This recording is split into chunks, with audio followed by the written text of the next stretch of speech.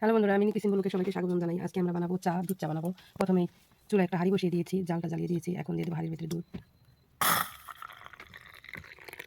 আজকে দুধ চা বানাবো, আপনারা ভিডিওটা দেখতে থাকুন। আজকে বানাবো আমি গুড় দিয়ে চা, আর এলাচ দিয়ে চা খেতে সবচেয়ে বেশি ভালো লাগে। এখন এলাচের মুখটা একটু ফাটিয়ে দিব, আর এক ফালা দারচিনি দিয়ে দিব। এখন দুধটা বলক ওঠানোর জন্য অপেক্ষা করব। আজকে বানাইতেছি আমরা মিনি কিচেনে দুধ চা। দুধ চা বানানোর জন্য দুধটা জাল করে নিতেছি। একটা এলাচ দিয়েছি, আর এক ফালি দারচিনি দিয়েছি, আর নিয়েছি গুড়, আর নিয়েছি চা পাতি। এখন দুধটা বলক ওঠানোর জন্য অপেক্ষা করব।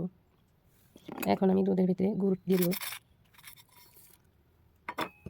অল্প করে গুড় দিলাম। এখন একটু নেড়ে দিব। দুধ অলরেডি বলক এসে গেছে, দেখুন অনেক সুন্দর বলক উঠে গেছে। এখন দিয়ে দেবো চাপাতি।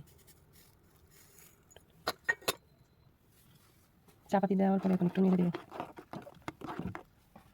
দেখুন এর মাঝে দুধ চা রান্না করা হয়ে গেছে আমার। আর কি জাল জলস আর কি দুমো হইতেছে দেখুন বন্ধুরা।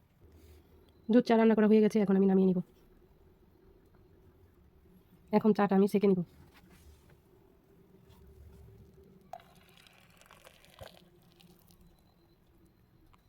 দেখুন বন্ধুরা, আমি মিনি কিচেনে চা করে নিলাম। দেখুন আমার চা করে নেওয়া হয়ে গেছে। এখন টোস্ট বিস্কিট দিয়ে আমরা চা খাবো। আপনারা কারা ছোটোবেলায় এরকম মিনি কিচেন করেছেন অবশ্যই কমেন্ট করে জানিয়ে যাবেন। আমরা আজকে মিনি কিচেনে চা করলাম। ভিডিওটা দেখার জন্য অসংখ্য ধন্যবাদ। আর ভিডিওটা দেখে ভালো লাগলে অবশ্যই লাইক, কমেন্ট, শেয়ার করে দিবেন দয়া করে।